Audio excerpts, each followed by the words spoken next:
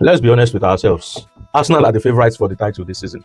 They have a really, really strong team. That team is too strong. Apart from the fact that that team is strong, they also have a group of players that are quite confident in their own ability. It's one thing to be strong; it's another thing to be aware of your strength. And I think this Arsenal side are aware of their strength. They know that they can beat. They don't even need to be on their day to beat most of the teams in the Premier League, if you ask me. Towards the end of the second half, they were just bringing in a Iberiche Eze that they got for about 70 million last season, going 2 goals up and still having the luxury of bringing in Declan Rice, Martin Zubimendi against the Man City side. Just goes to show how strong your team is.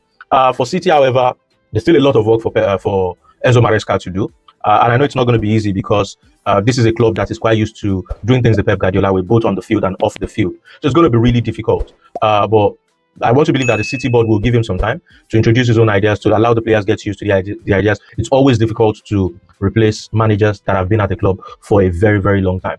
But away from that, just to talk about the game itself, I think that City were not up to par today. They were the inferior side for a large part of the game, save for maybe about 5 minutes in the first half and a couple of shots that they had in the second half. I don't think they looked like threatening Arsenal at any time in that game. Arsenal were in complete control. Arsenal dominated physically, creatively. Arsenal were the better side.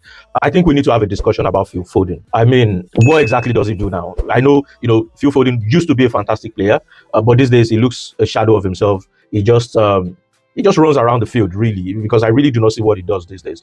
Cherky came in the second half, and for me, he did way more than Phil Foden did the entire first half, and I understand why he had to be taken off. I look at this team, and my biggest worry, to be honest, will be it's hard to imagine that about £600 million have been spent on this team since January last year. And I still look at the team and they're still having to bring in players like Jack Grealish in a final. I know it's the Community Shield, but it's a final still. And they were 2 goals behind. They still have to bring in Jack Grealish. I look at the midfield, Kovacic. These are players that, for me, as far as elite football is concerned, I do not expect to be hearing names like Jack Grealish. And this is a club that has spent about 600 million in less than 2 years. It begs the question, where has this money been spent? But congratulations to Arsenal, winners of the Community Shield. It is often said that whoever wins the Community Shield does not end up winning the Premier League. But I think in Arsenal's case this season, it's going to be really different because I have not seen that team that will stop Arsenal this season. But those are my thoughts on the game. I'll catch you on the next one. Ciao, ciao.